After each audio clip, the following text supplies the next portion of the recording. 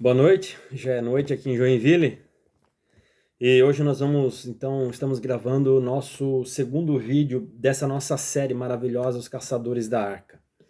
Então no primeiro vídeo nós falamos sobre o livro de 1 Samuel, no capítulo 4, quando há aquela batalha entre os filhos de Israel e os filisteus. E naquela batalha, como nós vimos no primeiro vídeo, os filhos de Israel, os hebreus, trataram a arca do Senhor como se fosse um amuleto, como se fosse um talismã. Eles não tinham relacionamento nenhum com Deus, eles estavam tomados, afogados na idolatria. Ofni e Finéias estavam sendo desrespeitosos no templo, estavam profanando o sagrado, se envolvendo com mulheres no templo, pegando a gordura do sacrifício que a Bíblia diz que pertencia ao Senhor e consumindo aquilo para eles, à força. Eles estavam cometendo grave pecado contra o Senhor. E Eli, o seu pai, já estava idoso e já não queria mais se incomodar, já estava menos dogmático, menos agressivo, já estava fazendo vistas grossas para aquilo, e Deus já havia falado para Samuel que ele haveria de cortar pela raiz o sacerdócio da casa de Eli. Então, naquela guerra entre os filhos de Israel e os filisteus, os israelitas levaram a arca para o campo de batalha, achando que Deus iria trovejar, que Deus iria, né? Só que não foi isso que aconteceu. Bem dizer, Deus deu uma rasteira neles, deixou Israel perder aquela guerra. Mais de 30 mil israelitas de infantaria foram mortos. Foi uma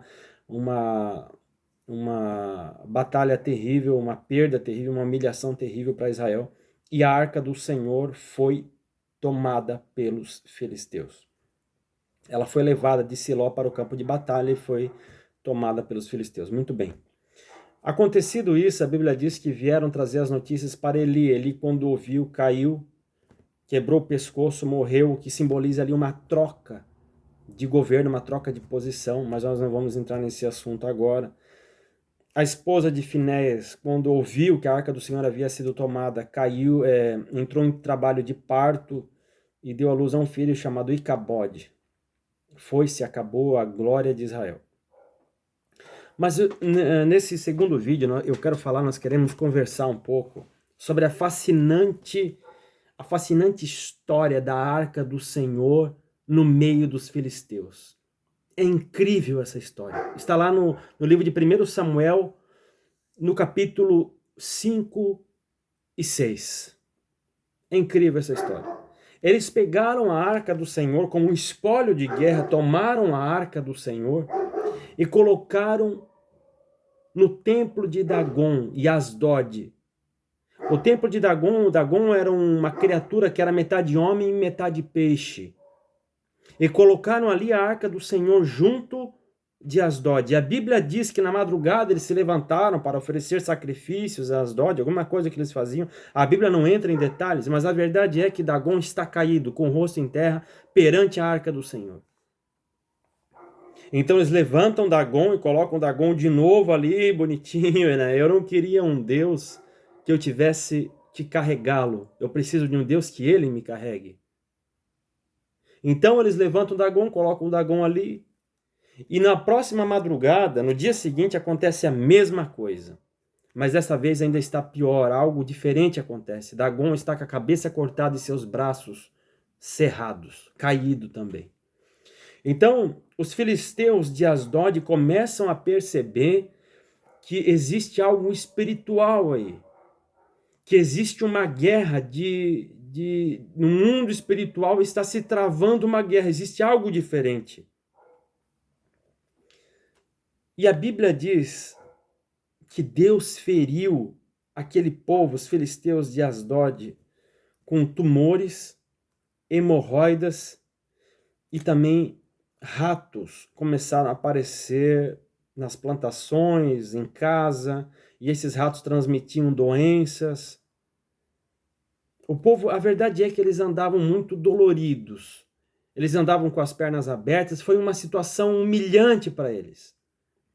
Estava terrível, era grande o clamor do povo. Você pode acompanhar ali no livro de 1 Samuel, no capítulo 5, que diz no versículo 6 assim, ó: porém a mão do Senhor se agravou sobre os de Asdod, e os assolou e os feriu com tumores, a Asdod e ao seu território.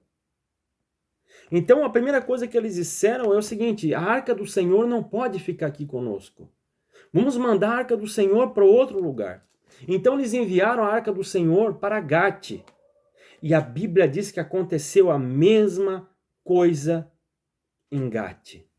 Hemorroidas, tumores, ratos, assolação, vergonha, coisas terríveis, o povo não aguentava mais. Então de Gate eles tiveram outra ideia. Vamos enviar a arca para a terceira cidade filisteia, Ecrom. Nós sabemos que são 5 as principais cidades filisteias: Asdod, Gate, Ecrom, Gaza, Asquelon. Então eles mandaram agora a arca para Ecrom. O povo de Ecrom, quando soube que a arca do Senhor estava chegando, ele se desesperou. Eles disseram: a morte vai chegar aqui. Não mande a arca do Senhor para cá, porque haverá uma mortandade terrível. É isso que aconteceu. Então eles disseram: essa arca precisa voltar para o lugar de onde ela veio. Essa arca precisa voltar para Israel. Então eles consultaram os adivinhos, os feiticeiros, eles consultaram, perguntaram, né? A Bíblia diz ali no capítulo 6, havendo ficado a arca do Senhor na terra dos filisteus 7 meses, chamaram sacerdotes e adivinhadores. E eles disseram: nós queremos enviar a arca do Senhor. E esses sacerdotes e adivinhadores disseram: vocês podem enviar a arca do Senhor. Se vocês querem enviar, enviem. Porém, vocês deverão fazer uma expiação pelo pecado. E qual será essa expiação pelo pecado?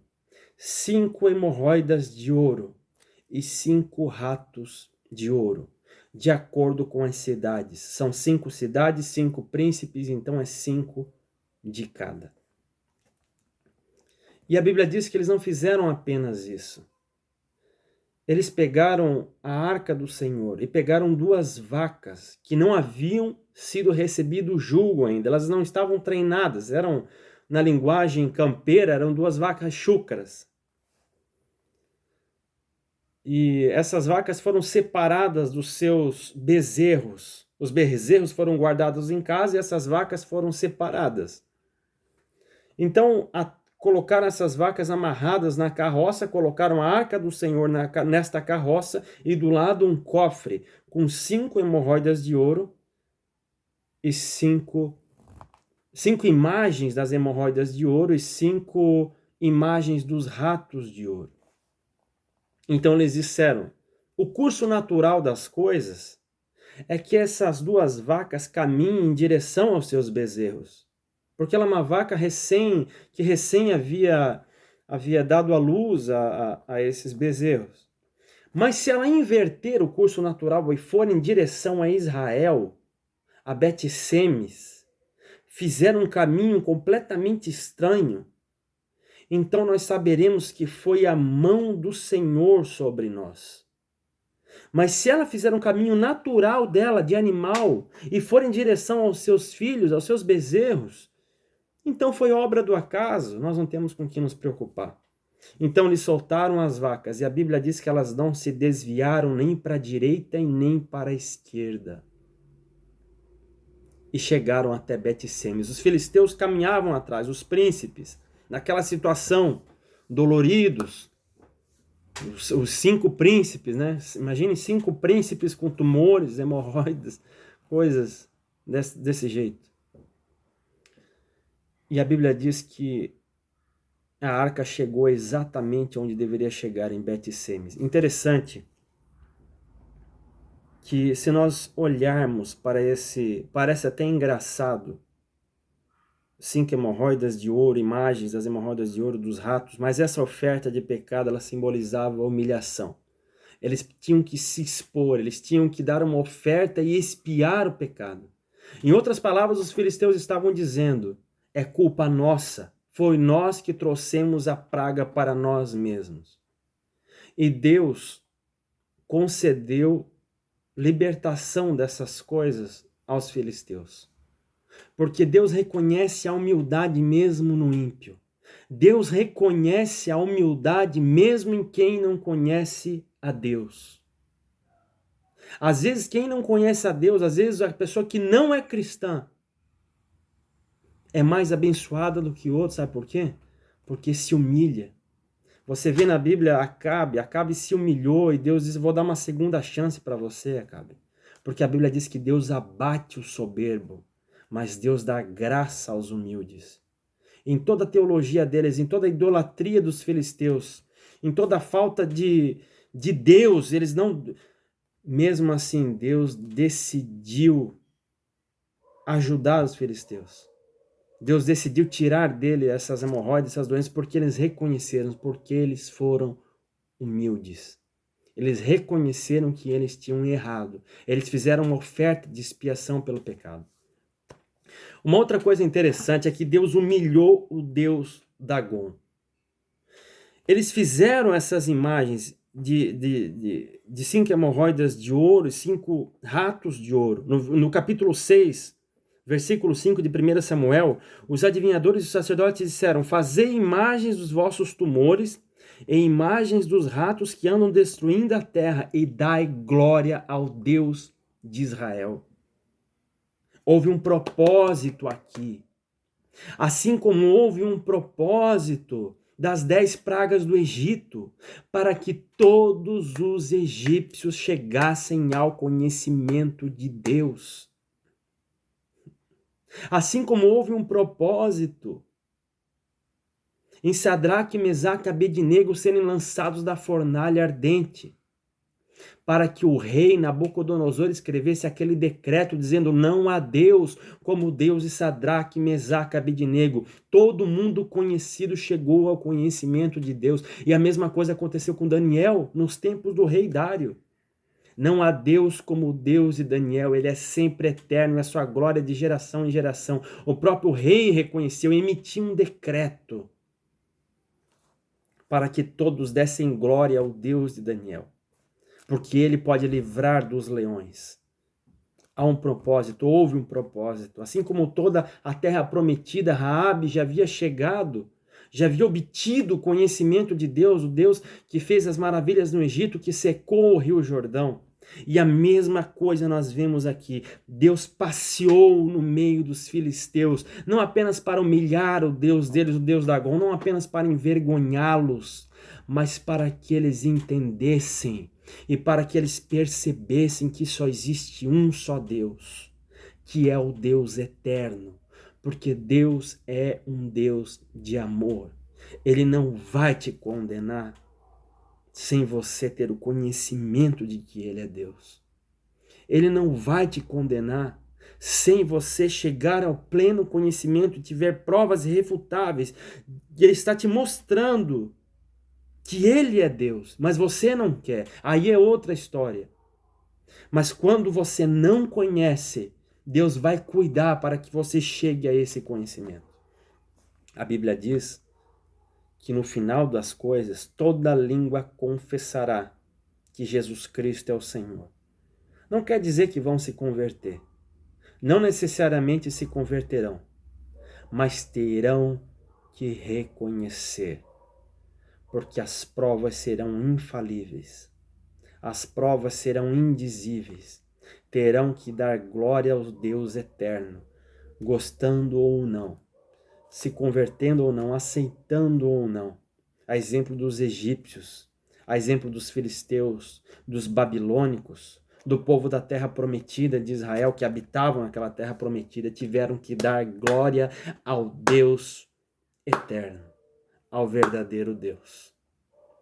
Então nós terminamos esse segundo vídeo falando sobre os caçadores da arca e espero conseguir chegar no 10º vídeo sobre esse tema, sobre esse assunto. O vídeo já está chegando a 15 minutos. Obrigado por nos ouvir, nos acompanhar e que a graça de Jesus esteja sobre a sua vida. Amém.